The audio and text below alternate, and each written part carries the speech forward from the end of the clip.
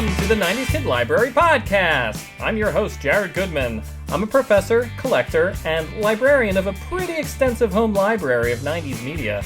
I started this podcast to learn more about my favorite books, movies, and TV shows from this era. And helping me out today, we have a very special guest. He's best known as the illustrator for over 100 Goosebumps book covers. He also created book covers for other series, including Bone Chillers, Dead Time Stories, and, believe it or not, Teletubbies. Ladies and gentlemen, please join me in welcoming the man, the myth, the legend, Mr. Tim Jacobus. We met a few weeks ago for the first time in person. You were at the Fan Expo convention in Philly, and we met and chatted for a few minutes. You were very generous enough to sign several things for me. I got a sketch from you, the Haunted Mask sketch, which I'm really happy to have. Oh, very cool. So part of the reason I'm bringing this up is that when I first got to your table, there was a kid there with his mom. And the kid was maybe like 9 or 10 years old. His mom was going on about how her kid was a big fan of your work, loves the Goosebumps covers, wants to be an artist someday just like you. The kid, on the other hand, was just completely starstruck, it seemed. Like, he wasn't saying a word. You were very kind with him. You were asking him questions, encouraging him to pursue art in the future. But the whole time, he was just frozen solid. And I was standing there watching this all play out and thinking, this must happen to you a lot. Well, there's two tiers to that. Almost every kid who's 10 years old gets a little frozen when all of a sudden they're in a position where they're supposed to be expressing themselves to somebody they don't know. I understand that part. I think it's less starstruck, and he's talking to some old dude that he doesn't know. So, but it does happen, and I try to then do most of the talking, and try to present some yes and no answers at first, and then hopefully after a while they start to loosen up. And depending on how many people are hanging out at the table, usually I have plenty of time to work on them and get them to loosen up a little bit. Does it happen with adults? Yeah, it does sometimes, which is silly. Because they knew you as kids, so they turn into a kid again. And again, I think so. It happens more so when somebody goes to a con. They really didn't scrutinize who's going to be at the show. They just happen to be walking by my table. They see the Goosebumps logo, and it all starts to click. And then by the time now they're staring at me, and it's all hasn't processed yet. So it's one of those where it takes them a couple of minutes to get there to go, wait a minute, are you that guy? Yeah. I get a lot of that. Are you that guy? Yeah. That's so funny. When you were when you were a kid, were there artists that you really looked up to that you would be starstruck with? Oh, yeah. More so when I got to be in high school, when I was really paying attention.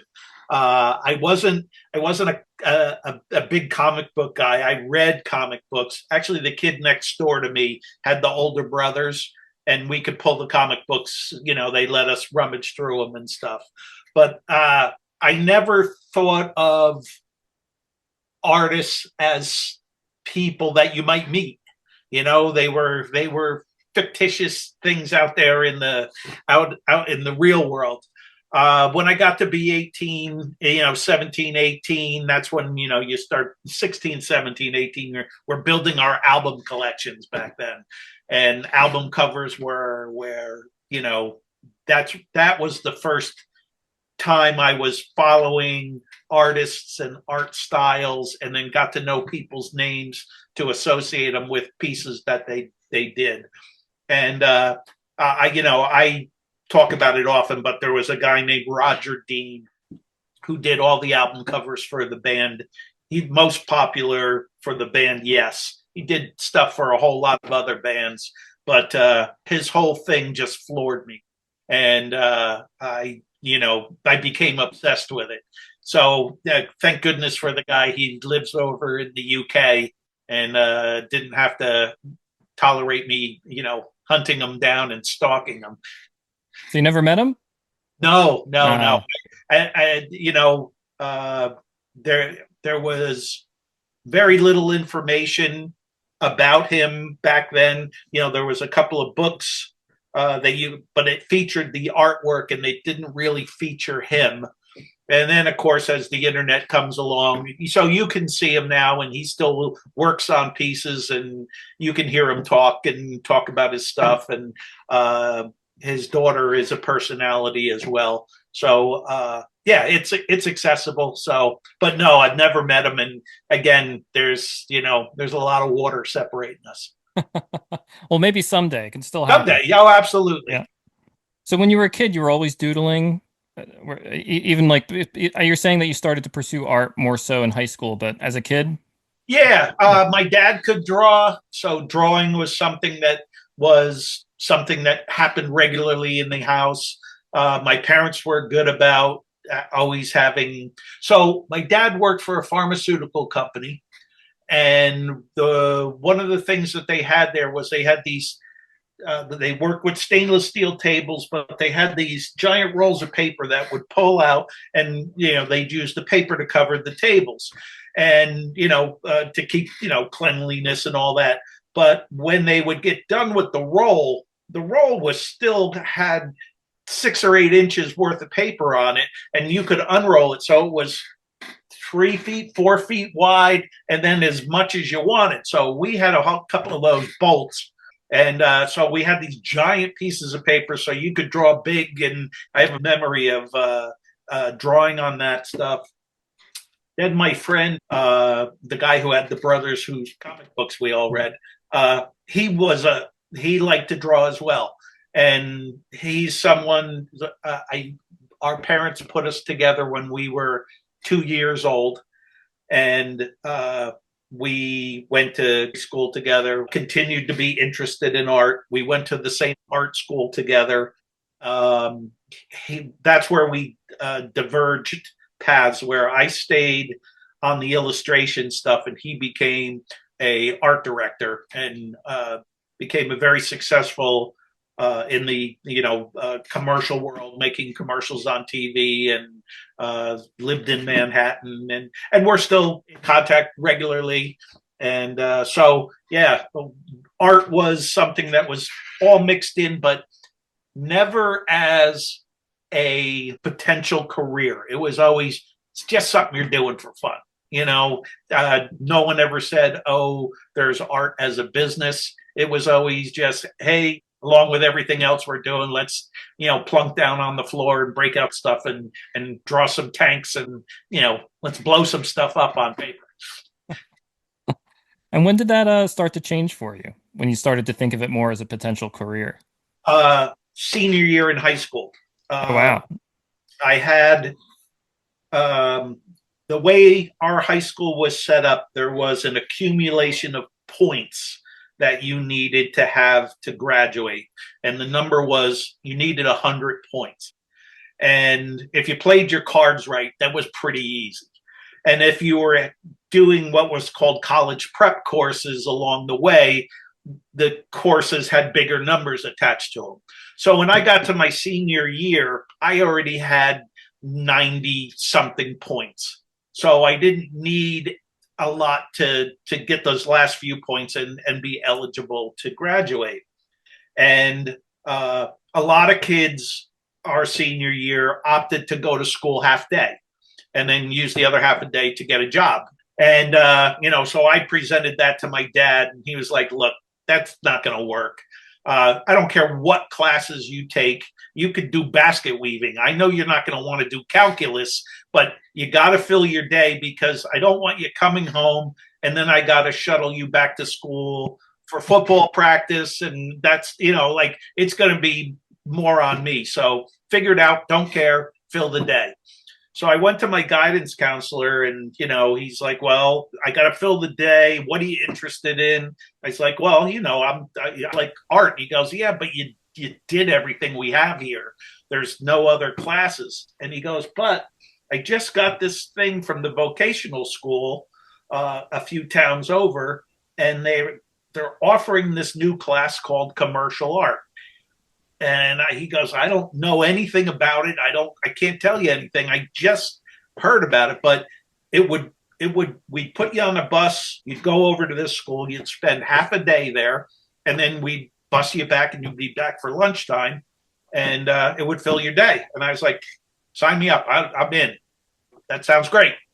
And when I got there and I saw art as a business, that just, it was like, it was the sheer, oh my God, this is it. This is, and I had already agreed with my dad to it was very important. He never got a college diploma. So the idea that we all were going to go to college was huge. It was non-negotiable. And after I went to this commercial art class, I was like, oh, I want to go to art school. I don't even want to go to college. I want to go, so the school I picked was more of a trade school, and I wasn't going to come out with a degree. So that did not go over well, with my dad. Luckily, through a series of events, we got him to agree, and it all worked out. But yeah, I was almost 18 years old before I even realized, oh, art's a career. Oh, there's this whole thing. I mean, I kind of knew it existed. Obviously, I'm looking at those album covers. I know they didn't appear on there magically, but I just didn't know what the inroads were or what those first paths were. Oh, that's so crazy. Yeah, it's funny how that all works out. Yeah, again, so I'll probably say this 3 more times while we're talking. It's really hard for everybody to appreciate that what the world was like without cell phones and internet. To get information was so difficult. So even if I had it just dawned on me, one day at home, oh, what is, a career in art? What would that be like? Oh, I got to get in the car and drive to the library to hopefully that there's a book that's not 40 years old that tells me, the access to information was so limited, and you had to hopefully most of the information that you got was generally through word of mouth, where you're talking to a friend and he goes, oh, I met this guy, go talk to Mr. So-and-so who's the English teacher, but he knows something about the scarcity of knowledge compared to what happens so regularly and how we're spoiled. But all right, so yeah, I mean, you're going. Is it the Spectrum Institute of the Arts, something like that? Yes. That you're going to? Yeah. When you were going there, were you already starting to hustle for jobs, or did you wait until you graduated? No, I was already starting. So the first couple of things I did, I used to paint. First thing you do is you tell people you can paint signs. So you learn the letter first. So I was doing signs because that was something everybody needed a sign. So it was easy to do that at first. The second thing I did was I had friends who were starting to do auto body work, and who they ended up owning a big body. It was the start of their career. So back then it was like, hey, can you paint on a motorcycle tank? Can you paint on a van? So I was learning to do art on that. Again, this was all very few and far between, and some really rough stuff. But that was my first dip into, oh, okay, yeah, I'm getting paid to do something that's even lettering on a sign. It's art. So it counts. Absolutely, it counts. Did you work any other odd jobs before you started to really pursue art a little more? Not artistically based. So right, I had a habit of purposely taking jobs that were totally not art related, and maybe ones that I wouldn't normally have taken, chosen because I didn't like them. what I wanted was to go to work, and I would hope it would pay well. But then when I left there, I would go, I don't want to do this for the rest of my life. So when I get home, I'm going to work on my art or my drawings or something that can, advance what I want to do in the future. And also doing a job that was physical, got the, like, let me come home and sit still, where, maybe I was a little hyperactive back when I was a kid. So that kind of took the edge off and then let me sit still. So, but no, I never had like a cool art job. I never worked at like the local newspaper or, any of that stuff. I was a garbage man. I rode on the back of the truck. Well, that's actually what I meant. Yeah. If you were doing anything like not art related. I like I said, I was a garbage man for a short period of time. I worked in a cannery in Alaska, canning salmon and shrimp. I was a lifeguard at a lake. I worked for UPS unloading tractor trailers. Yeah, so that was a blast. Yes, and it's funny. There's certain jobs and there's certain times a year where you never forget, because there was nothing like going to UPS, and my shift would start at 4:00 in the afternoon. It was 4 to 10, and I was in what was called primary unload. So I'm unloading the trucks, and when you walked up to the door and you threw that door open, and the trailer was baking in the sun all day, there was just a wave of heat that came out of that thing that literally hit you in the face, and you're like, all right, here we go. And you climb in there and just start going. So again, not a fun job, but one of those jobs where it paid 2.5 times what working at McDonald's or working at the gas station was going to pay. And it sounds like it motivated you to perfect your craft a little more. Your motivation, and it was a short day. Like they paid you twice as much, but you only had to work. Like nobody could work more than 3.5, 4 hours at that job. It just was so intense. It was wild. It was one side of the building had 50 garage doors on it, and the other side had another 50 garage doors, and the trucks were full here and the trucks were empty there, and then it was nothing but conveyor belts everywhere else in the building. And when the buzzer went off, stuff just started flying out of the trucks on one end and ended up in the other end. So that was and they kept it was all young people. It was a wild setup in New Jersey, and I don't know if it was nationwide, but the supervisors, all the people doing the work, and all the supervisors, no one was more than 19 years old. So it was like a kid business, wild kid business. Of course, up top there had to be somebody. But, it was it was kind of nutty. That's so cool. So so you graduate from the Spectrum Institute of the Arts, and it's like the mid 80s at this point, right? It's earlier. It's I graduated in 81. 81. Okay, so early 80s. You're in your early 20s. Yep. You have long hair at this time. Yes, I do. Right? Yes. It looks like you're in a glam rock band. You're going to these advertising agencies and publishers yourself, bringing like a portfolio of your best work and trying to get some jobs. Is that right? So I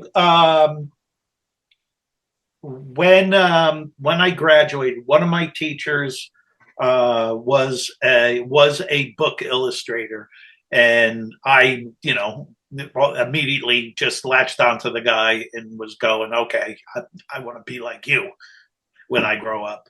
And he was very entertained by me and my attitude and all that stuff. So one of the things he did for me when we graduated was he said, okay, I'm going to take you with me to New York. He goes, I have a job that I'm completing. I'm going in to meet one of my art directors. He's one of the, the better people, the cooler people. I want you to come with me. You bring your portfolio. You're not going there to get a job. What you're doing is coming to watch. I'm going to turn in my art. He's going to discuss, maybe changes. He goes, and then when we're all done, he's going to look at your portfolio. But he goes, this is not, this is more of, I want you to come and get comfortable just going through this routine one time. So we went in. I forget which publisher it was, but I remember everything else about it. I can even still smell the room. What was wild is you walk into, and this was every art director's office that I ever went to back then. You walk into the office, and up against the wall, lined up one next to each other, and easily anywhere from 6 to 12 deep were illustrations that were, just either in production on some level, and the ones that were facing out, like this was just like the most outrageously unbelievable artwork I'd ever seen. And it's kind of just like, it's just there. It's just thrown against the walls. And so immediate intimidation, as soon as you walk in, you're like, oh man, this is the big leagues. And then the guy who was my instructor was an incredibly talented guy named Paul Stinson. He whips out this painting that was, again, mind-bendingly good. And at that point, it was like, I want to go home. I just want to take my little portfolio and I don't even want him to look at it. So anyway, they do their thing. And at the end of it, the guy looks at my artwork, and he went through all of it, and he said, okay. And there was probably 10 pieces in there. And he goes, this one piece of art you can hang on to. He said, every other piece in your portfolio, I want you to get rid of. And now I want you to go home, and I want you to paint 6 new paintings, and they got to look like book covers. Make them book cover format. Leave the top 1/3 empty for where we would. I want you to, when you walk in, I want somebody to look at it and go, oh, I could see how that would fit right on my book. And he goes, when you get them done, I'd be more than happy to look at your portfolio again. But he goes, don't waste your time coming in here with the portfolio you have. He goes, you look like a student. And I was like, all right, cool. That's great advice. And it's a little harsh, but okay, everything in here is no good except for just one piece. Mm-hmm. All right. So went home and said, all right, got to get started on this. And I was not quick at doing my paintings back then. So yeah, and between having to get a job and do stuff, it took me a couple of years to get it together. And I ended up putting together more than 6. But by the time I got those pieces together, that art director was no longer at that same publisher. He had moved somewhere else, so I had lost my contact. So I had way better stuff. So then it was, okay, let's go knock on doors and give it a go. I was famous for, I would finish a piece and then I'd go, I got to do one more. I'm not quite there yet. And just kept putting it off. Yeah, I kept putting it off. And my ex-wife was like, no. This is all good enough. It's time to go now. I'll go with you. And she was way better at selling me than I was at selling me. I couldn't see the forest from the trees. If somebody asked me about a painting, I'd tell you what was wrong with it. Where she would, be able to just, she ended up in sales, so she could really juice the whole thing up. Yeah. And, so she's very instrumental in getting the first couple of jobs, just because she could talk past the, me and my downer attitude. Well, that's great. So you weren't going in there yourself, at least not in the beginning. It sounds like you had your teacher there at one point, and your Yeah, ex-wife was well, helping you out. again, there were plenty of times where I was by myself because it's just all right. You're just grinding, but like I said, my ex-wife had a higher success rate than I did, so I'm giving credit where credit is due. Was it at all nerve-wracking when you were doing this by yourself? No, you know, so I grew up in a time where that was just, like not having success was just kind of the way things were. So when I played football when I was 9 and 10 years old, there was no such thing as everybody has to play. If you weren't good enough, you didn't play that week. And, you said, okay, and you knew it too. You just went, yeah, the guy who plays in front of me is better than me. There's nothing, I got to get better if I'm going to play. And so the idea that, and then I caddied, at a golf course. And same thing, it's called frying. You would go there and fry, meaning you would sit in the caddy area and sit in the sun and you would fry. And all the guys that already, had made their inroads would get out first. And if you stayed long enough, you might get a loop. So again, I knew there was a thing about, the keep going, attrition. You got to keep showing up. And it's, because if you don't show up, your chances are zero.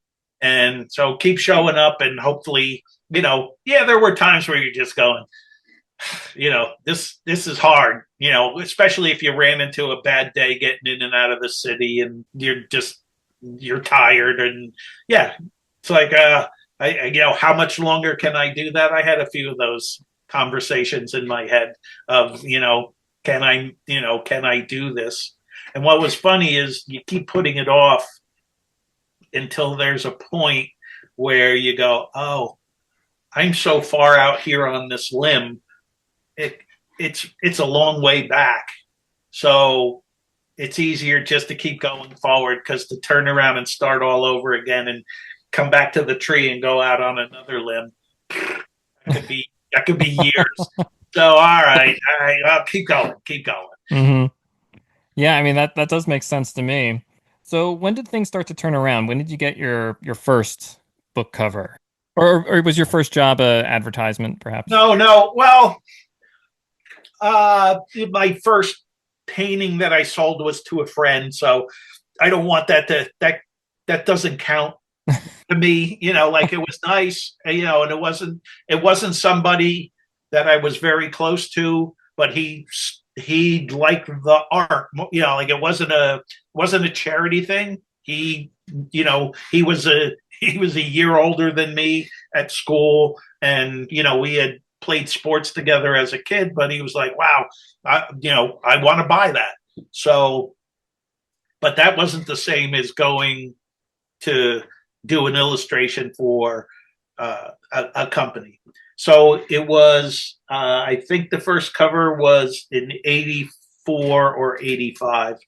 And it was for the company DAW, DAW. He did Science fiction? Yeah. Donald A. Walheim was what the letters stood for. And Donald was still alive and he was running the show. So that's who I dealt with. And at the time, Donald had to be in his 80s. And he was just a, cantankerous dude who had no time for BS, zero time for BS. So, he only wanted, just give me the facts. We're not chit chatting. I don't care about you. I don't care about what you do for fun. All business. We're talking about the art. Yeah. And, can you make this deadline? Will it be done on time? And that's all I care about. So, it was there was, again, one of those things where once you get one piece of art, it's easier to go down the street to the other guy other art director and go, hey, I did this cover for Donald, for Mr. Waldheim, and all art directors kind of knew each other, because all the buildings were they were walkable in Manhattan. So the business wasn't as monstrous as it's become over the years. So they all kind of knew each other, and so yeah, once you get that first piece, then it made it a little bit easier to get that next one.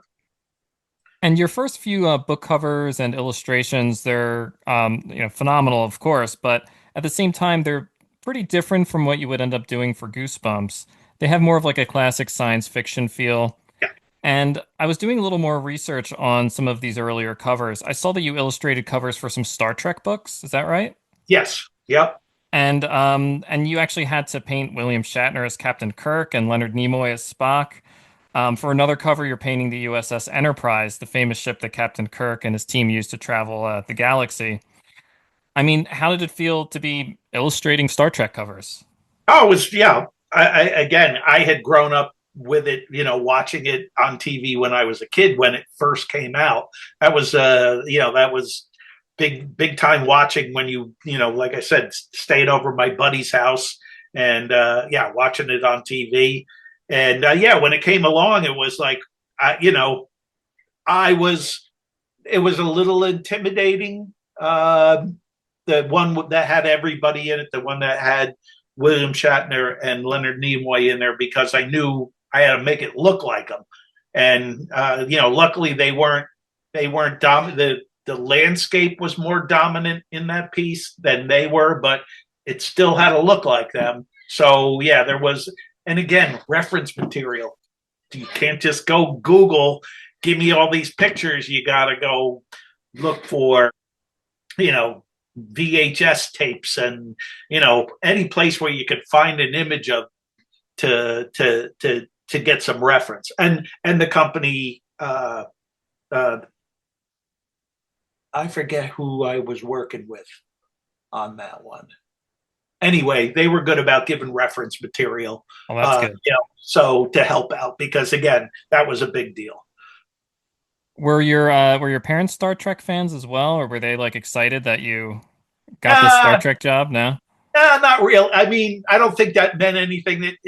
That's taken on a life of its own. Like Star Trek, when it came out the first time, was just a kind of a little bit of a hokey, space show, and it was, and it didn't last that many episodes, and then it died off a little quick early on, and then it was still around in reruns.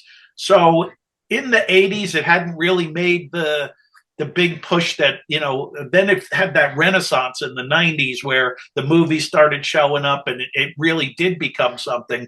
But I think we were still in front of the curve. So it was that's interesting. Yeah. Yeah. It's cool. It wasn't that nobody, it wasn't that everybody recognized the name, and it was cool that I was working on something that had a name recognition. But no, it wasn't like it would be.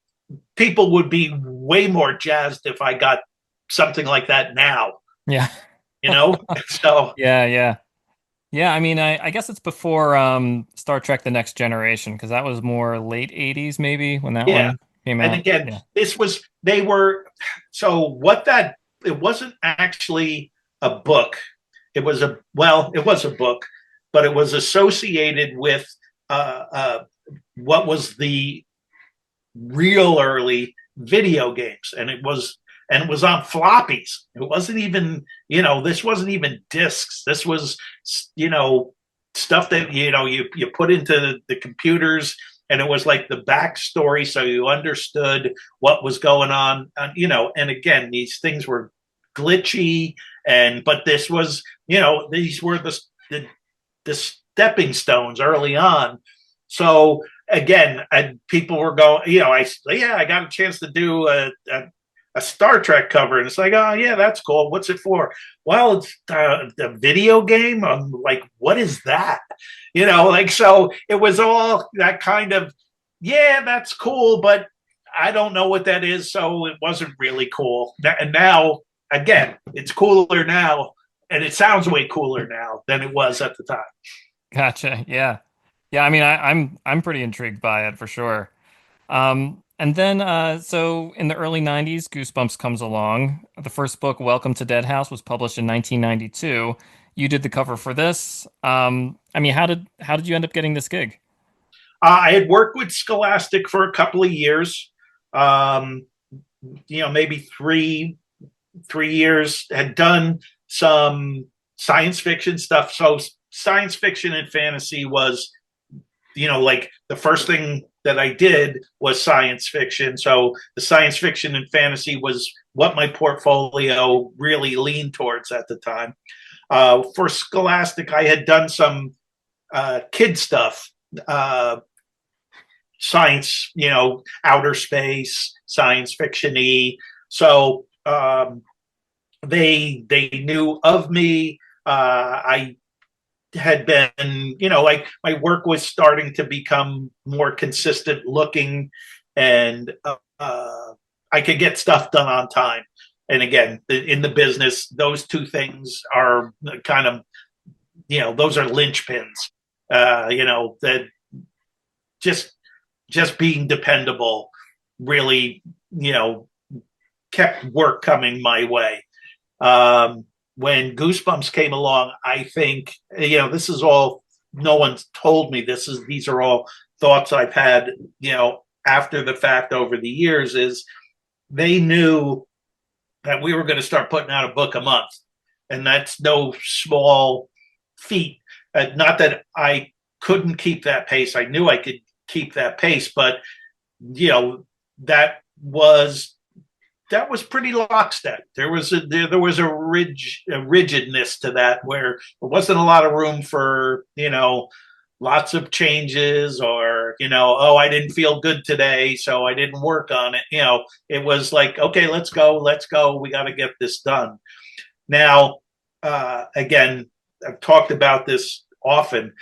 Nobody thought Goosebumps was going to be successful. It really was coming in. It was presented to me almost as a DOA. Listen, help us out. We don't think this is going anywhere. We can't pay you the full price that we normally pay you.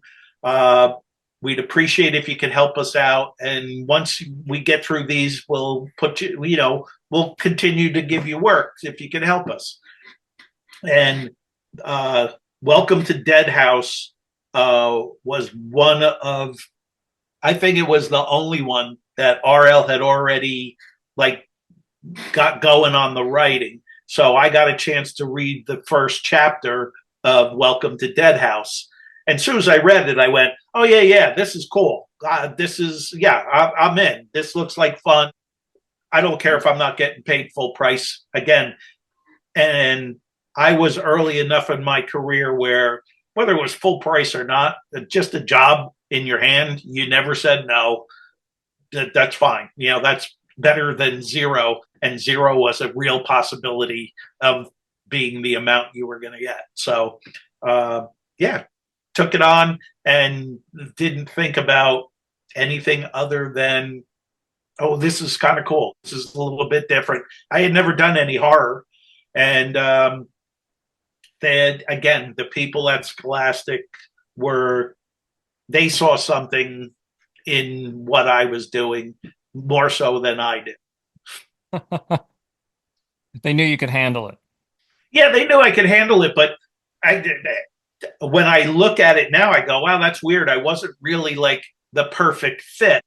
I was just the guy who wasn't busy at the time, and they thought I would be good enough, and maybe I could, figure it out along the way. And again, nobody cared. The series wasn't going anywhere. So all these low expectation things really helped everybody. So there's not a lot of pressure for me to be doing something fantastic. I got a chance to go, all right, well, nobody really cares. So let me try something a little bit different than I normally do. And them going, oh yeah, that's, do more of that. Yeah. We don't care. Just keep going. So, the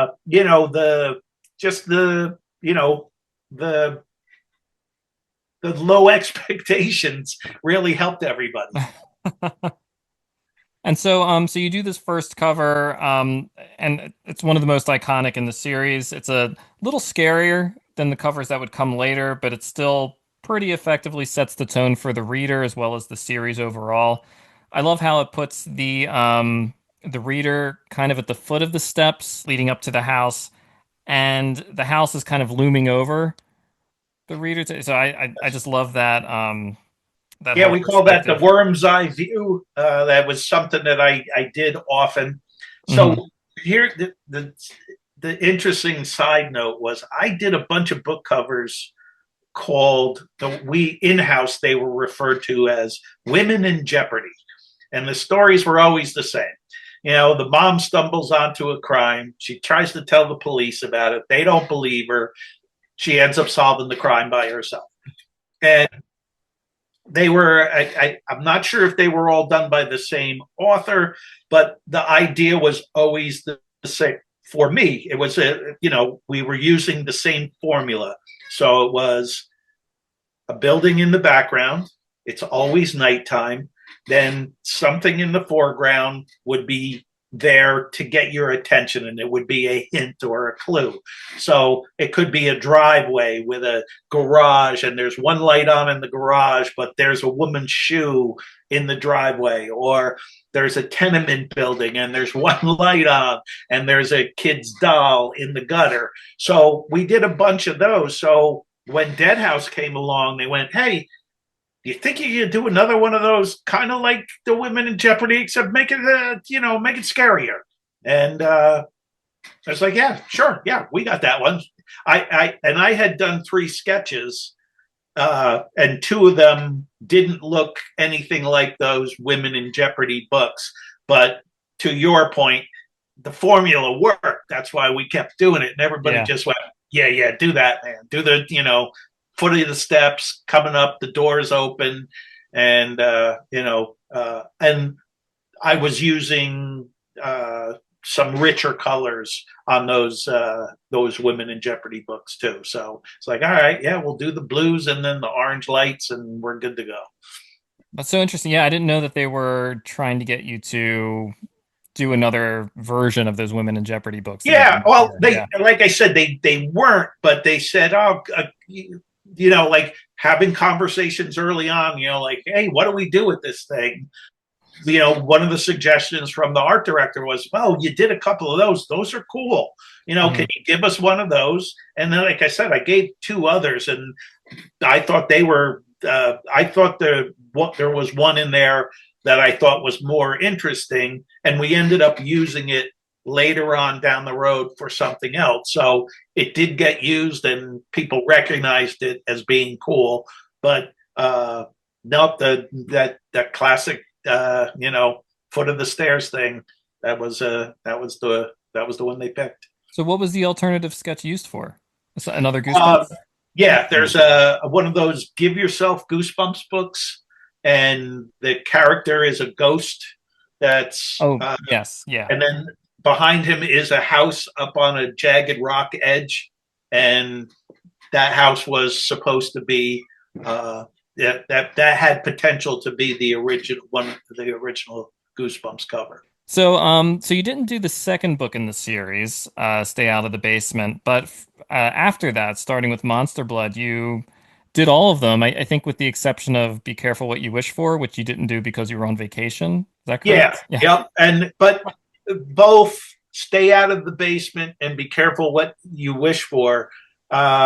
Some when we got close to, it was a couple of years after the series had kind of wrapped up. I got a call from one of the art directors there, a super nice guy, and I don't know what the motivation was, but he goes, "Hey, we were just looking at all the Goosebumps stuff, and you did them all except for 2." And I go, "Yeah." And he goes, "Well, let's have you do those 2 so you can, complete the set." And I was like, "Heck yeah, thank you. That's awesome." So there are versions of Stay Out of the Basement and Be Careful What You Wish For that I did that were done years later. But yeah, you're right. I did them all. They And those other covers, they showed up on the reprints.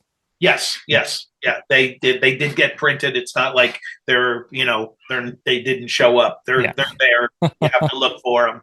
Um, uh, but yeah, again, the, the attitude was, like I said, I went away on vacation and nobody was like, oh no, you can't go on vacation, we need this book done. They just went, yeah, we'll get somebody else. Like everything was kind of casual and yeah, sure, go ahead, go, I get it. Yeah, you can't work every day and enjoy yourself, and when you come back we'll pick it back up again. Yeah, it's funny. It was just so fast paced back then that really, like, if you weren't available for a week, they just had to find someone else to do Yeah, one cover for you. Yeah. fill it in. And yeah, Yeah. and I remember it being one of those things where it was partially my fault, where I'm sure my ex-wife told me when we were going on vacation, but I was famous for not paying attention to anything other than what I paid attention to.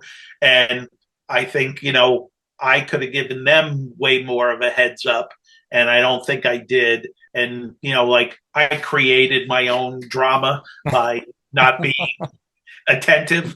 So, yeah, I wish some of the people who were around then, I'd like to hear their side of the story, because I'm sure somehow that was more on me than anybody else. Right. Yeah. So after so like I was saying, with Monster Blood, the third book in the series, from that point forward, you were basically the one they would go to for all of these Yeah. covers, even if there was that one exception. The first book in the series, you said that they actually were able to give you a chapter to work from, but the other books they didn't, right? It would all start with what, just like a few lines they would give you? Yeah, RL was writing the book at the same time. He would give me, it would come over in a fax. He would give me the title of the book and a couple sentences. And then the art director I worked with, if she had an idea, she would put a couple more sentences on that fax. But never any like, oh, I got to sit down and read this first. It was all, this is it. This is all you're going to. And a lot of times it was fine. Who cares? RL's titles were always, like, that's his thing. So listen, the Scarecrow walks at midnight. We all know what to do. I don't need anything else. We're done. I don't need more sentences. I don't need anything. So yeah, a lot of times the title was plenty to get, at least get the ball rolling.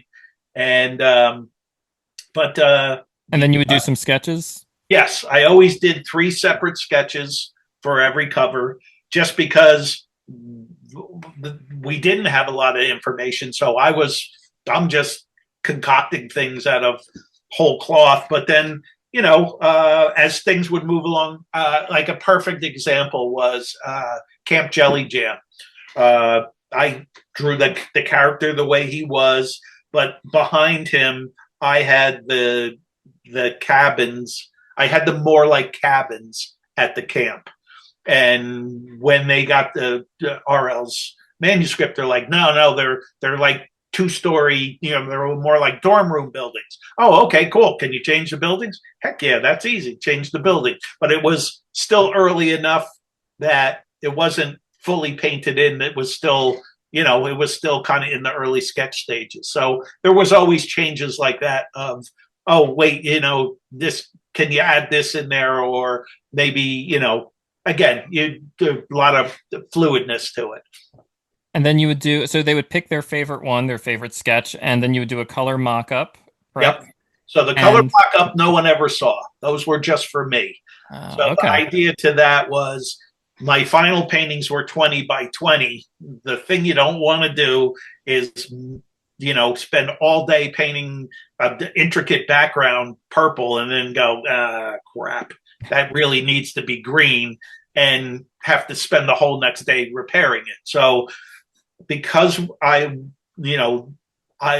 was told up front, hey, we really like the way you're using colors, like it's kind of a thing. So I was like, all right, well, if it's a thing, then we're going to make it a thing. So I was always doing all the experiments on a 6-inch by 6-inch painting, spent, a lot of time would be 2 hours. Normally it was about an hour. And it was really it was a Xerox of my sketch glued to the board and quick paint it and go, yeah, those colors work, or man, those don't work at all. Okay, change it up, and then go, yeah, okay, that's good. And then just plunk it on the board and start moving from there. But yeah, always had the colors figured out before I got to the final paint. And how long did you have from the point that so the sketches you do in a day, I'm assuming, Yeah. around that So time? if everything went without any interruption of, oh, I'm sending it in. Oh, the meeting's not today. The meeting's not till. So yeah, a day or two, a day and a half for sketches, and then the rest of the week to finish it off. So the cycle could happen in 40 hours, but rarely did you get 40 straight hours on that piece. So I was always working on multiple paintings. So, you turn the sketches in for this while you're waiting for them to make up their mind. You start the sketches for another one and send them over. Oh, okay, we're getting ready to go. They picked a sketch. Oh, I'll do the color comp on this. And then when you get the green light, then you go, okay, now this one's on the board and we're going to spend the next 30 hours making sure this one gets done because that's due first. And you had to mail the sketches? Yeah. Well, sketches were faxed and sketches were faxed. Yeah. Paintings were mailed right. FedEx. So and you had to pack them. I used to go to the local appliance store to get the big giant refrigerator boxes that were left over. And I used to steal them out of the dumpster because the cardboard was nice and thick and it made great packing for the paintings. And then the guy became my friend because he caught me in the dumpster more than one time. And Did he start to save them for you or anything? What's that? Yeah, Did he start to save them? Yeah. Or he would call me and go, hey, we got 10 refrigerators in and we put them out on the floor. So all the boxes are there. So yeah, get heads up when it was good picking time. That's awesome. So, as you're working on these covers, this Goosebumps style starts to emerge. There are these like brighter colors than your earlier work. There's humorous elements. The perspectives are not always, but oftentimes a bit warped in a fun, cartoonish way. Like sometimes if there's an object in a scene that should be a straight line, like a doorway or a dresser or even a piano, it has this exaggerated curvature to it, almost to remind kids that this is like it's horror is happening, right? There are horrific things happening, scary things happening, but it's not the real world. Exactly. Right? So it's this fun fantasy land. And I was wondering, did you think a lot about this style as you were making these covers, or was it really something that just emerged on its own?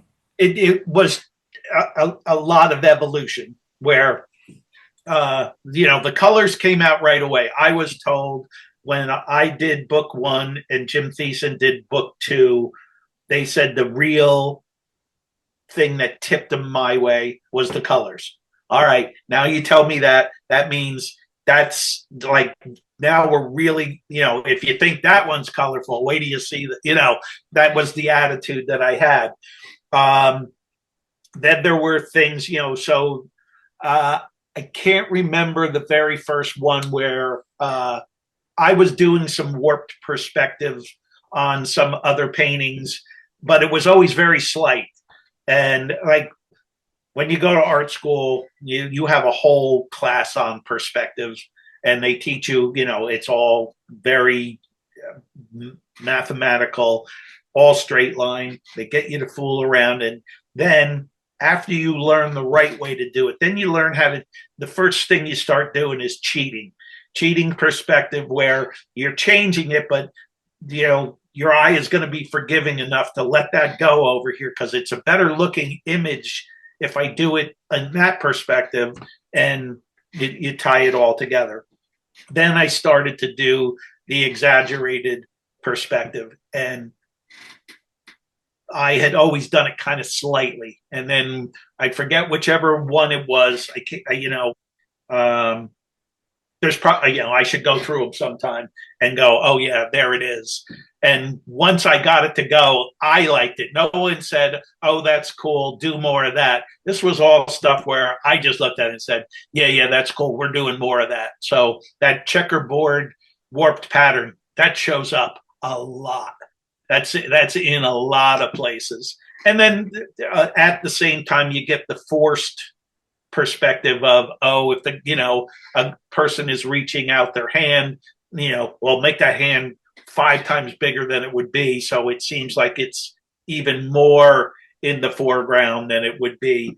And and again, this was all stuff that I was doing because it was making me either laugh or, oh, I think that's cool. And then because we're doing a book a month, you all of a sudden that thing that was just for fun is now your style, and starts to all take on. And it's funny too, because it is a style. People know it as a distinctive style, but I remember being very upset with myself that I didn't think it was consistent enough, that I felt I was a little too all over the map, where there were caricatures, creatures, or people that I would do without reference. Haunted Mask 2. There's no real reference for that. If there was, it was just a quick Polaroid camera shot just to get it right. And then there's other ones where the kids are super realistic. You're gonna have to help me. My brain's not working. The one where the kid's coming down the stairs, the ghost, where the headless ghost.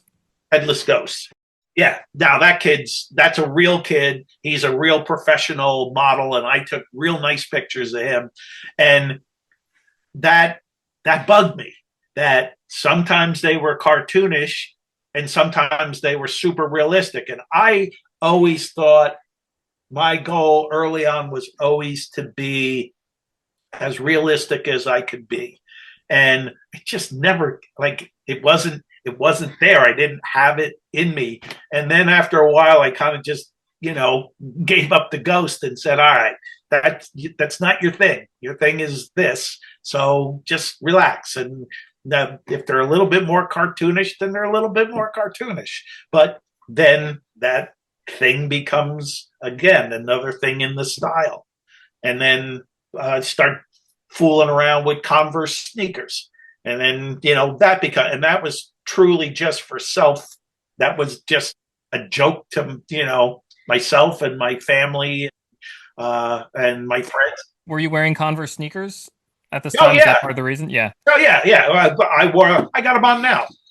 So, it never ends. It wasn't some fictitious thing. It was just kind of a running joke where, half of it is, it's because that's what I'm wearing. But the other half is, oh, I have them right here. Here, what do they look like when, they're bent and oh yeah, there's the pattern on the bottom. Okay. So, well, hell, they're going to be this sneaker because I have it right in my hand. Necessity is the mother of invention. And you mentioned too your the checkerboard tiles that you would have on the floors and sometimes even the ceilings. So was your childhood home just covered in tiles? Is it where there was a lot more of that style, that 50s, 60s style. Yeah, that was everywhere when I grew up, so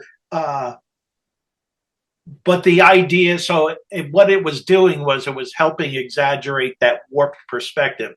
The more lines that I could throw in there, and the checkerboard helped a lot. If the ceiling was just plain stucco, you wouldn't get that additional feeling. So no, it was it was more to exaggerate the warping of the perspective. But yeah, that stuff did exist. I'm surprised there wasn't more wood paneling in all those illustrations, because everybody's house had paneling. Yeah, that's true. And maybe if wood paneling had like bright colors, then you would have been more Yeah, likely to include it. That's probably why you didn't have it there.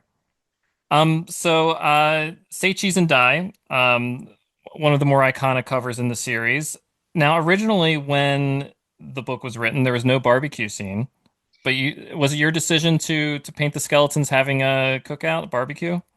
Well, so to me, that was the book where so RL and I were working together, but we weren't together. We didn't have any extended conversations. He couldn't tell me, like, they just kept us apart. And there were things that you just kind of figured out along the way. And that was so Welcome to Dead House, like you said, he wrote that one with a little more edge to it. My cover kind of reflected what was in the book. When you get the manuscript and it's called Say Cheese and Die, the first thing I did was laugh. And then I went, there's humor here. We're supposed to be, we can do both. So any way you can slide some humor into it, that's going to work. So the idea that I don't remember where it came from, but I know that me and the art director started going, oh yeah, let's do that. Cause I was like, well, it should be like a Polaroid picture. And then, the family barbecuing of skeletons was just like, yeah, that's funny. But it's kind of creepy and it's unnerving. But the whole thing was based off the title and trying to push the humor aspect. So no, there was no family of skeletons barbecuing.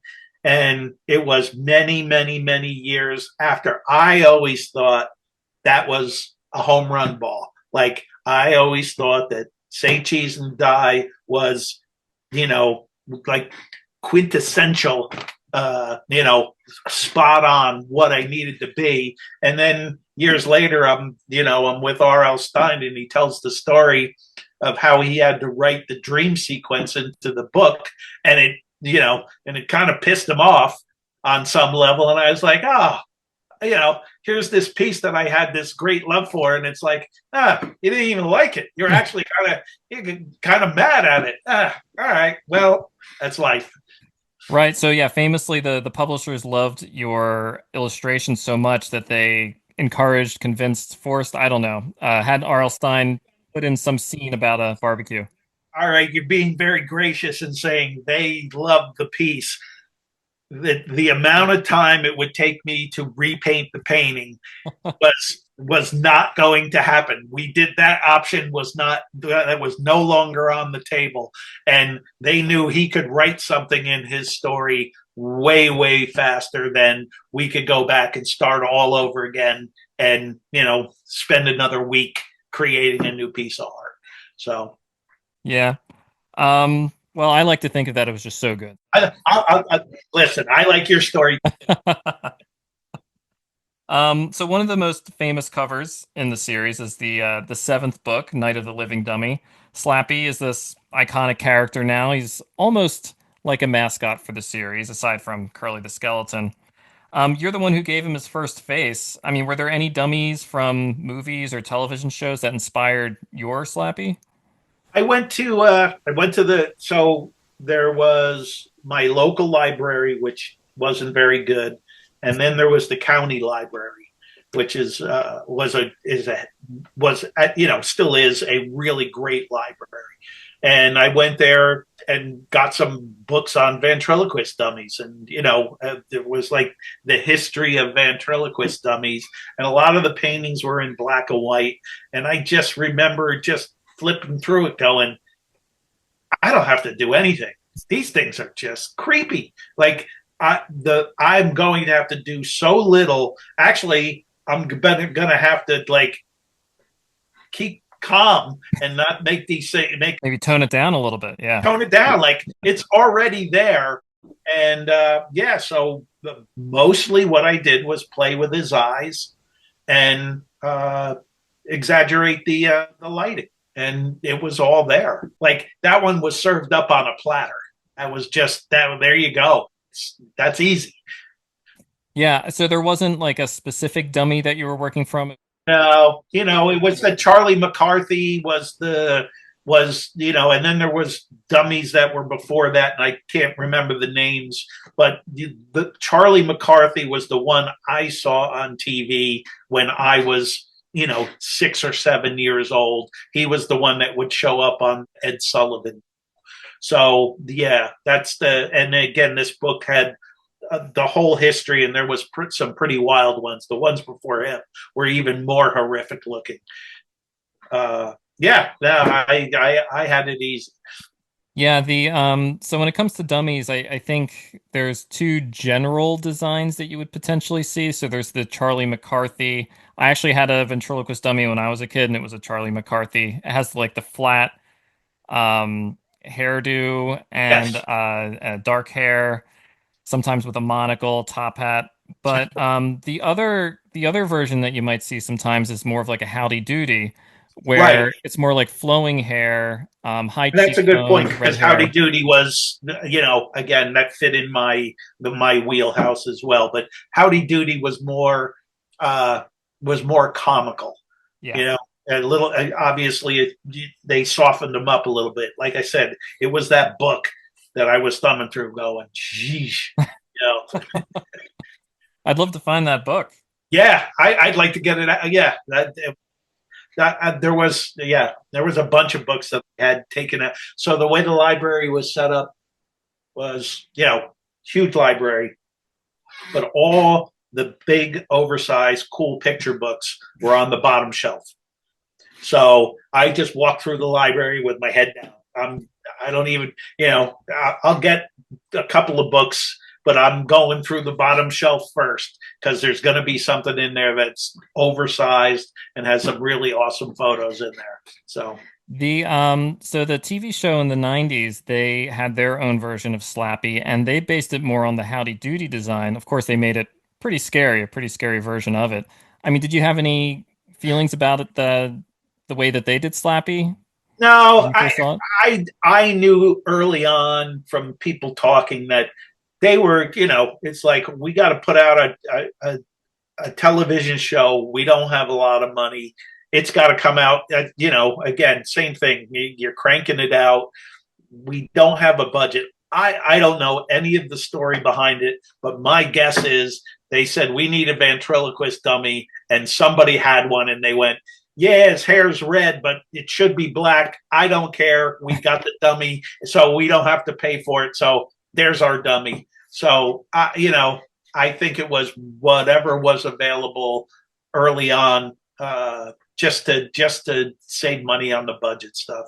So Ron Stefanik, who was like the head monster creator for that show, when he was discussing why Slappy has such a different appearance in the series, it's because when he was a kid, he really liked Howdy Doody, and he was always just a little bit more interested in seeing the Howdy Doody version of the All ventriloquist right. dummy as opposed to Charlie McCarthy. So that's why he did it. And when he was discussing it, he says now he kind of regrets it because he feels like it should have been more consistent with the books. But I Yeah. think it is Oh, kind of see, cool that we that's have cool. different I designs. didn't. Yeah, That's even better because again, these are creative things that are happening in the moment. You get to make those decisions, and you go, all right, well, this is what I'm going to do. I like at the time, you, it's not something that you're laboring over. It's just like, gotta make a decision. All right, I like this, so I want to do this. So at the time, he's like, yeah, I want to do this, and yeah, and it's still fine because that's a that's a question and a conversation that comes up all the time. Why does your Slappy look like this, and why does Slappy on TV look like that? I don't know. Because because that's how we did it. So, another book cover I want to talk about briefly is The Girl Who Cried Monster. Now, this one has just a lot of fun elements. There's Mr. Mortman in the foreground, and the girl who's seeing the monster in the background. Now, one of the cool things about this is that you are Mr. Mortman. Is that correct? I am Mr. Morton. And at the time, like you discussed earlier, I was still sporting the Howard Stern rock and roll haircut. And I thought it would be really funny to give myself a bald head. And I remember laughing hysterically, thinking, "Oh, that's so funny, you with a bald head." And all I did was predict the damn future. And that, and when I look at it now, it's just like, wow, I wasn't that far off. So, Well, you definitely make him more grotesque than you are. I mean, well, on the see, cover. and I liked that. That was it. Is so it's hard to get, only a handful of friends could I get them to come over and kind of act to do stuff like that. So when I knew it was going to be something that was not going to be flattering, I'm going to jump in because I don't care. It's for me. So I know it's going to be better if it's as unflattering as possible. So, so the ones that I thought would be, the worst were the ones where there was a little bit of me in there. Right. So you would take a reference photo of yourself or have someone else take a picture. Yeah. Polaroid camera was out all the time. It never got put away. And even, it could be as simple as, that's my arm, and, the rest I was able to concoct. But yeah, the Polaroid camera was out a lot. Yeah, because so you were basically the model for not just Mr. Mortman, but also the Swamp Monster, Buddy from Camp Jelly Jam. And I think it's your shoes in Monster Blood 3, if that's Yes, correct. it is. Yeah. Headless, is it you in Headless Halloween? Because I can't see your face in that reference photo. So I think you have like a because football I had helmet. my shirt pulled up over my head. Yeah. I had my shirt pulled over my head. Yeah, And absolutely. you also modeled for Slappy and Slappy's Nightmare, and then also Jekyll and Heidi. So a bunch of different covers. Yes, Jekyll and Heidi. I really liked that cover a lot. That one was super fun to do. And at the time, I was like, yeah, this is everything I wanted to have happen in the painting. The creature was diverse enough from the reference material. So other than you seeing photos of me in that pose, you would have never said, "Oh, that's definitely you." It was a real girl who we hired to do that, and she was spectacular because she looked scared to death. And the overhead perspective, so that everything is warped out, and you're doing that top down view. I really, really like that piece. Yeah, I love that cover as well. I'd like to talk a little bit about my favorite cover, though, the Haunted Mask. So this is not just my favorite; it's a lot of Goosebumps fans' favorite. Uh, Now you had a reference model for this as well. Do you want to talk a little bit more about that? Yeah, it's my niece Jessie, and Jessie was 11 or 12 at the time, and I was going to take her picture. It was at my mom's house because Jessie and her family lived in the same town that my mom did, and I was friends with her mom. I grew up with her mom and her dad, so I knew she was the right age, and asked her if she wanted to be on the cover. And Goosebumps was it hadn't blown up, but people knew what it was. So, and to be on, it's like, hey, you're going to be on. So they call me. So my friends growing up called me Jake, as just a diversion from Jacobus. So she refers to me as Uncle Jake. So when she heard, heck yeah, I want to be on one of Uncle Jake's covers. So she did tell her friends, and then we brought her over. Now, the story I tell is that she was really mad when, she realized nobody was going to recognize her on the cover. I was the one who felt bad. I was like, here I am getting you over here, and then no one's going to know it's you on the cover. And the story was a derivative of how I felt. She was plenty happy just to have, to help out and be part of it and that whole thing. So, but what is cool is, that piece did take on a life of its own. And, I would love to see the numbers on it, how many copies of that book that were sold over the years. It's gotta be nuts.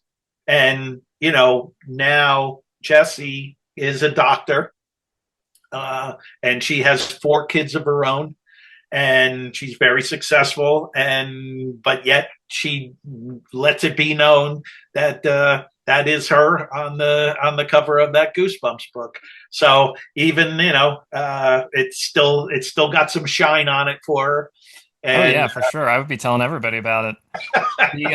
So the mask itself, in the reference photo, it was I think a mask that was just hanging on an old scarecrow or something. Yeah, it was something that was at my mom's house, and I think it was the devil because Yeah. it's red. And I knew I was going to be creating my own mask, but I just needed the whole concern was I wanted her hands holding something, that it was all about the hands. The rest of it I knew I was going to be able to make up and do on my own, but the lighting on her hands and her positioning on her hands, because if I didn't, without reference, her hands might be too either manly or too gnarled, like they were creatures, and I wanted it to be soft little girl hands on there for the the harshness of the mask. And what was your inspiration for the mask once you started to paint it on your own? I don't know. I think it just was like, okay, I knew, that the the ooze dripping out of the mouth, which became again another thing that showed up everywhere, was the slack jaw, dislocated jaw, and then stuff dripping out. That just became another thing that I kept doing over and over, and I continue to do. No, there might have been reference in the initial stuff. I'd have to go back and look, that said that the eyes were glowing, so I knew that you wouldn't see the eyeballs. But I think the rest of it was we're making it up. And they might have told me it was green too. Again, I don't remember that, but I don't want to take credit for anything that wasn't somebody's suggestion. Right. So, I mean, yeah, an amazing cover, one of my favorites, of course, and another one of my favorites, One Day at Horrorland. So this one, I love how it's just such a simple thing, I guess, but I love how the sign says "Welcome to Horrorland," and it's at an angle, and it almost looks like a door was just opened. Does that make sense? Oh Like the way wow! that it's opened, and so it looks like it's welcoming you in. Yeah, that was the perspective was there for a reason, because I wanted everything to push you down. I wanted everybody to look off in the distance and see there's a roller coaster and there's tents back there. There's something bad back there. I love too how it looks like it's been abandoned, and one of the clues is all the long grass, all the tall grass, Yeah. because it looks like it hasn't been mowed in a while. Just those little touches were just really cool. Well, what was cool and what was an influence. So at the time, I had just moved from a place called Lake Apacon, and we were then living where I currently live now. And when I was a kid in Lake Apacon, there was an amusement park there called Bertrand's Island.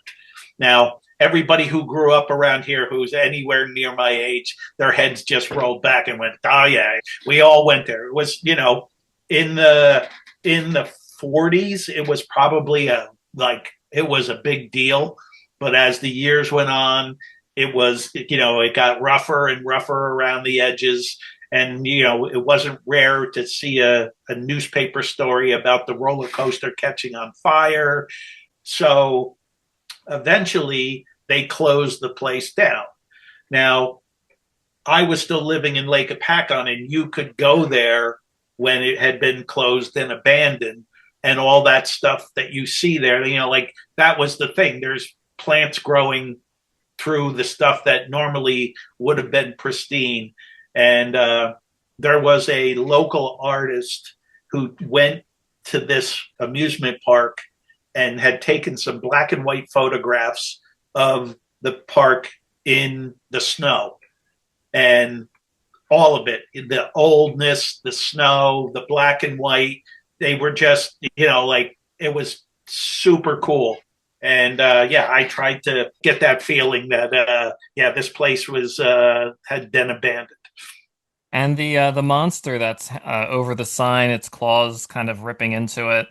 Was there any inspiration for this monster? I mean, I know you're working from Yeah, no, I monsters in the book. wanted to put something with horns. Hadn't done any horns yet, so let's do horns. And then it was one of those things where I knew that he'd be grabbing that. So the original idea in my head was the monster was just reaching over the sign and ripping it. And then as I started to do it, I went, I like that he kind of looks like he's supposed to be there and he's part of the sign. Then it was like, well, it's both. He's part of the sign, but he's actually coming to life. So, or you don't know, right? Yeah. Or you don't know. And it's everybody's interpretation of what you want it to be. That's so cool. So, I mean, you've done so many covers for this series. Do you have any favorites? What would you say is your favorite cover? My favorites change. It's one of those things where I'll talk about one for a while, because when you go to cons, what's your favorite cover? It's going to come up a few times over the course of the day. So, I usually pick one for the show, and that's the one I stick with for the show. But I'm going to go to another show, and I'm going to say something else just because I do like other ones. And again, it's also a way for me to stay enthusiastic about what I'm talking about. And I always liked the ones where when I got the title and the 2-sentence from RL, I kind of went, not quite sure what I'm going to do here. Where, we talked about it earlier. Scarecrow walks at midnight. It's all done.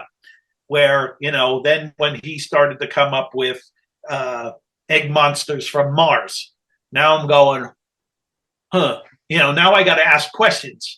Is it big? Is it small?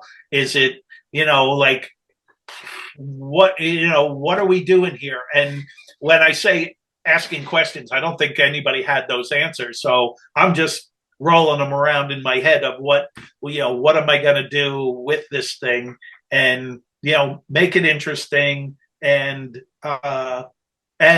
make it somewhat scary. So again, the ones that were a real challenge that developed, like, took on a life of their own. Those were, that one, the blob that ate everyone. And it came from beneath the sink. That one. Sponge, yeah. But that one, the title was awesome. I'm like, oh, that's so cool. What came from beneath the sink?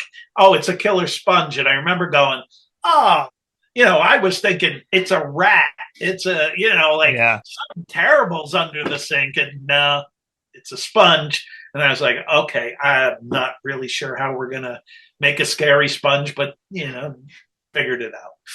One of the covers that you had mentioned is at least a few times as one of your favorites is Night of the Living Dummy 3, where all the dummies are in the attic. Absolutely. So that one, I love that cover as well, but I was going over your book, The Art of Goosebumps, and you have sketches of some of the other ideas that you were putting forth as a concept art for that cover. And like some of those other sketches are pretty interesting. There's one where all the dummies are huddled together. It looks like they're about to stampede out of the book. There's another one where Slappy is at the kitchen table and he's like hanging over some milk and cookies. Was there ever the situation where you mentioned this, I think for Welcome to Dead House, but did it happen often where the publisher or the art director, they picked a sketch that wasn't your favorite? I'm sure it happened, but I can't I don't have one in particular where in my head I went, that's the winner and you all made a mistake. I always made sure that I never submitted a sketch that, so there's a real possibility that any one of these is going to be, you better love it enough to don't throw one away and then have to be forced to do something that you don't like. So I always liked them enough to where, but yeah, there's a bunch of those sketches where it would be real fun to go back and do them. Just the alternate universe. I don't know where I would find the time for this, but grab a sketch from a whole bunch of them and go, all right, in another world, these could have been the covers to these handful of Goosebumps covers. I mean, some other good examples of alternate sketches that I really liked were Ghost Beach, even though I love the cover that was picked going for that. Back to, I have to admit, that book got put together. I didn't remember it till just now when you're talking about Night of the Living Dummy 3. I forgot about the other sketches. Yeah, Ghost Beach, there's so some of the other sketches that you created as a concept art were like waves. It looked like there was a face in the waves, and it reminds me of that famous Japanese painting, The Great Wave of Kanagawa by Hakusai, right? Was that kind of what you were going for, maybe? Well, I had done a piece of art when I was in art school where there's a guy on a raft and the wave is breaking and then the wave is turning into this giant looming monster, and it was good for an art school project, but it wasn't like I knew I could do more with it. And it was always something where I was like, I need this. I want to resurrect that idea and do it some justice.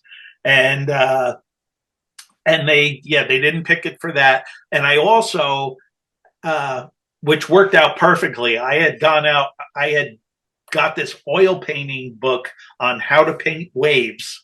And there was a night scene that had the light source behind the wave, and you had that light lime green translucent color that, that was a 1-for-1, exactly what they taught me in the book was exactly what I did in that wave that's right there.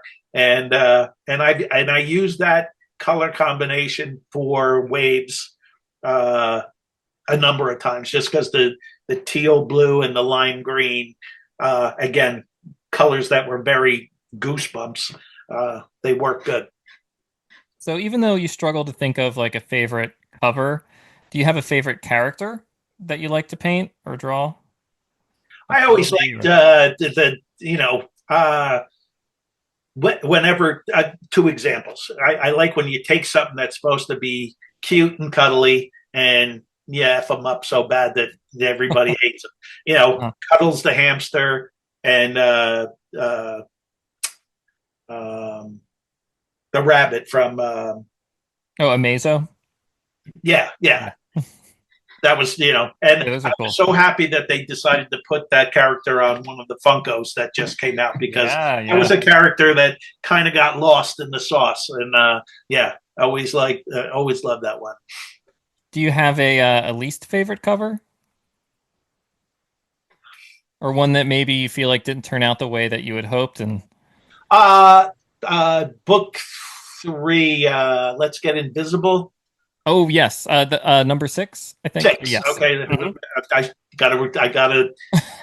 I gotta go with the people who know. That one really felt more like the kind of stuff that I was doing earlier in my career. There wasn't a lot of magic in that one. There wasn't a lot of, there was no perspective. There was, the photograph of the kid really was very dominant in how the character looked. There was, it's fine, it's cool, but there's nothing where you go, oh wow, yeah, like that's never been on anybody's, oh, that's my favorite Goosebumps cover. Then on top of it, they wanted to make some changes to the art. They wanted to add some additional spider webs and a couple of other things, and they didn't have time to ship it back to me. So someone else actually painted and drew on the artwork, and I remember seeing it there because they didn't give me my paintings back. So I remember seeing it there and going, I made it a point going, listen, I know we're tight for time, but don't do that anymore. Just figure out how to get it back to me. I'll come in and pick it up. Let's not do this anymore. And we never had to do it again. So it was not like that was an issue, going forward. One of your covers, Revenge of the Lawn Gnomes, I know they asked you to make a change to this one, not because it was too scary, but because, well, what was it? So, yeah, in the original, there's two gnomes. For anybody who doesn't remember, the dominant gnome in the foreground, and then behind him is the guy who looks like he's not quite as smart, and he's scratching the side of his head. And in the original, he had his finger jammed up his nose, and his nose was very distorted from digging in real deep. And when I turned the piece in, everybody loved it. Everybody, like that was a burst out, laugh out loud, oh, that's so cool. And right at the last minute, just before it went out the door, because all of these books were being sent to schools, someone said, I know it's great, but let's not encourage nose picking. Please, will you change it? And again, not a big deal, to move his finger from his nose to the side of his head.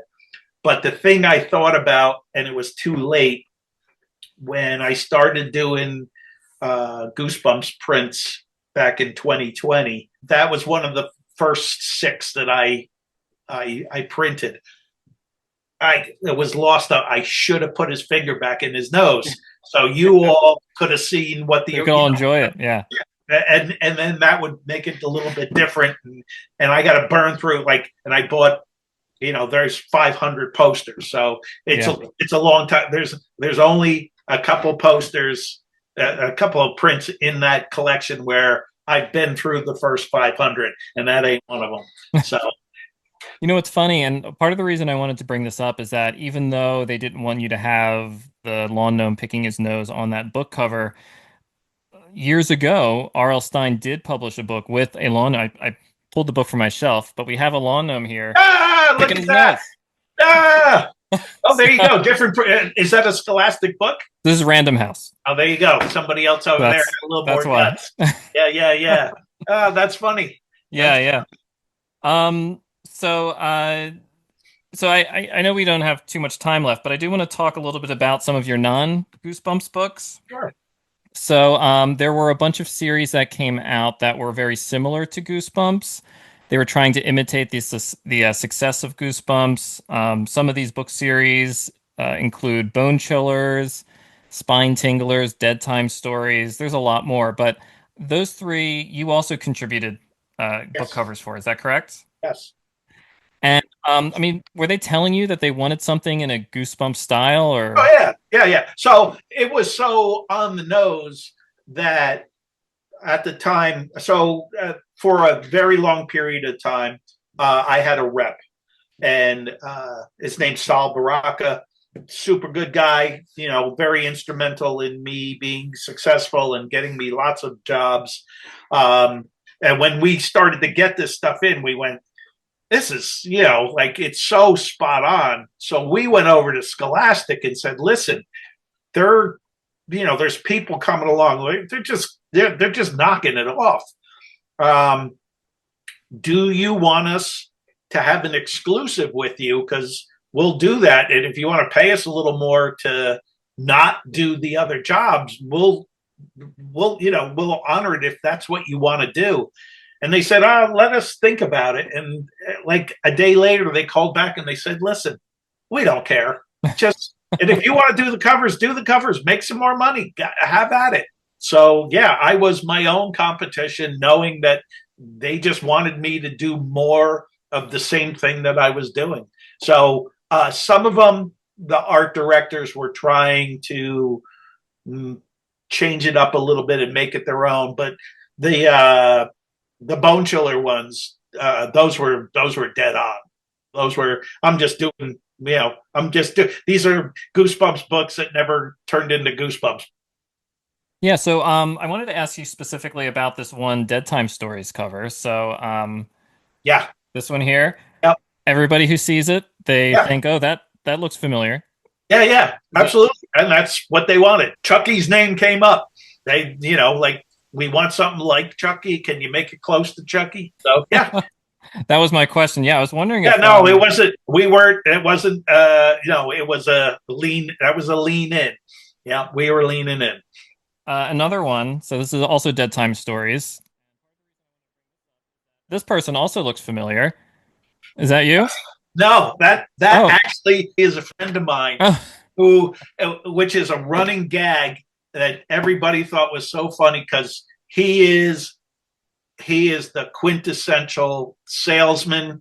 He could sell ice to an Eskimo, is the cliche.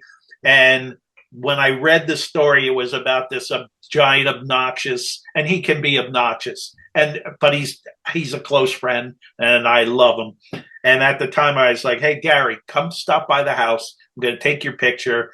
I want you to be in this. I want you to, So he comes over, and again, it's hard for people to act, and then and it wasn't really working. And then finally at the last minute, I go, come on, man, do what you usually do. Come on, try and sell me something. And, and all of a sudden, like all the switches went off and he made that stupid face on there. And I was like, there it is. As soon as I took the picture. And he's got copies of it. His family's got copies of it. It's still, it shows up. It still shows up. I don't even have any copies of it anymore, but he does. Oh, that's so cool to have that like special little item. Yeah, absolutely. In the family, right? And so one other book I want to bring up is this one. So it's a Bone Chillers book. You're digging deep here. Yep, you did most of the covers in the Bone Chillers series. Yes, I did. Do all of them? Maybe. I that again. Talk to the internet. I did a lot of them. So this one, part of the reason I love this one, I mean, it's just so cool. I love the clown. I love the balloons, and of course the tiled floor, which is very reminiscent of Goosebumps. Yes. And I do have your painting for this one, which is so exciting. Yeah. So I'm glad you got it. It's funny, those sat in the attic for a lot of years, and then there's a gallery down the street. My ex-wife stopped in there and told the guy he should reach out to me. And the guy who runs the gallery is a very convincing person because I don't like selling my stuff. I like it to sit in the attic. I'm one of those people who believes it'll be worth more when I'm not around anymore. And, my kid can capitalize on it. But anyway, this guy talked me into going. Those pieces got out there, and you bought one, and I sold 2 other pieces. I might have sold 3 other. Great, yeah. Of the ones that were hanging on the wall there. So yes, it pried some of my illustrations out of my cold, gripping hands, but it's very important because I'm glad you have it. Everybody who bought one, I know that you'll have it out, and it's in a place where people can see it. And when people come over, you'll talk about it. Where I keep them in my attic, and I know they're there, but nobody's enjoying them. So I thank you for buying it. And of course, yeah, but more so having it out where people can see it. Yeah, of course. And also on my Instagram, I share it there all the time, and people love seeing it. And that's actually part of the reason why I think, because even though you had it at that gallery, I think that once people started to see mine, they're like, oh, wait a second, he's selling some paintings. And then, so some of the other paintings I sold, I think they saw mine first. I got Yes. the idea. Yeah. Oh, yeah. And that had a lot to do with it. Was the first guy who bought the first one bought it before the show even opened. He saw the gallery guy had sent out pictures of what it is. He goes, I'm already buying that one. And I learned from him actually. Yeah. So right, but again, it's that reposting on the internet that all of a sudden gets people's attention, and yeah. So let's touch on this. So, what kind of world would it be if I could get the original Goosebumps art back and be able to offer it to everybody? I wish I even knew where they were. They're just kind of there's a couple that are hanging up in the lobby at Scholastic. I don't know which ones. I'm pretty sure it's Haunted Mask, Slappy, and maybe Horrorland. And after that, I'm not sure. I know Slappy and the Haunted Mask are definitely there. But the rest of them are, they're doing the same thing that I'm doing. They're in a closet, or they're in storage someplace, and nobody's getting a chance to see them. Before every person that I ever met that worked there dies, I got to go back and see if I can, they paid me extra money to keep the paintings back then. And it was necessary because getting reproductions of the paintings was a pain in the neck. And if they had to keep calling me every time to ship the painting back, and then they'd ship it back, there was nothing but problems. And they just said, hey, we're going to pay you this amount of money and we're going to keep them. And at the time, it was enough to where I went, are you kidding me? Heck yeah, you guys keep them. But, I got 100 paintings in the attic already. Now I don't like the decision that I made. And I would like to go back and go, hey, I can pay you guys what you paid me, and I would like to take them back. Could we come up with a negotiation here? Yeah. Because they don't need them anymore. We all have really nice reproductions of the artwork, and there's no need to be hanging on to the paintings anymore. So I don't know. I would hope before, that someday that we can, it's on me to put in the extra effort to contact people and do it, because I would like to. I've talked about this. Like, say they don't want to give them or sell them back to me. What would be cool would be, how about we take them out and we take them on a tour, and we just go around the country, or bring them to the cons or something, and then I'll bring them back and you can put them back in the closet when I'm done. But let's get them out where people can get their eyes on them. And for my sake, I haven't seen them since I finished them. Like, the day they got finished, they got stuck in the cardboard refrigerator boxes, and out the door they went, and I never saw them again. I've only seen reproductions and book covers. It's 30 something years since I've seen them. So, yeah, I mean, you would love to see them again too, of course. And even at the time, things were moving so fast that you didn't get that much time to appreciate them as soon as they were done. No, it was just like everything. Back then, we were doing so many paintings. They didn't have, it's not that they didn't have value, but they were so many of them. You just went, this is the way it's always going to be. So there's more coming. There's just going to be more. And I'll be better as like the newer ones will be better than the old, like the idea that these had any magic in them. I knew people liked them, but again, I was more than happy to take the money and, but boy, listen, I paint pretty good, but my business decisions have not been the most stellar over all these. Well, you never know. And Yeah. and I honestly have to say that the extra money that they paid to keep them was made a big difference in being able Yeah. to, pay my bills and live more comfortably. So Oh, absolutely. Were there any other big book series at this time that you were offered but you turned it down, such as like, there was Animorphs, Babysitters Club spin-offs, Bailey School Kids, anything like that?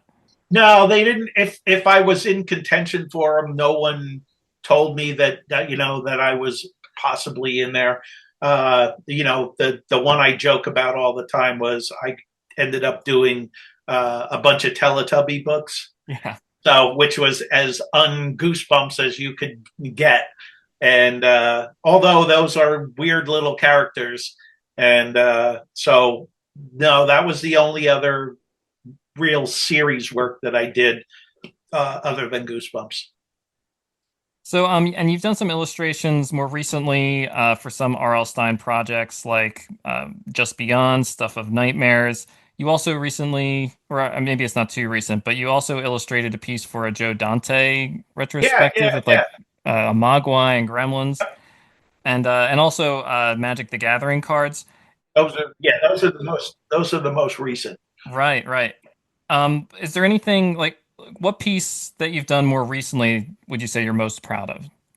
I like the stuff I did for Magic just because it's a known entity. People are super familiar with it. Yeah, there's people who are Goosebumps fans and Magic people, but Magic kind of has its own built-in crowd.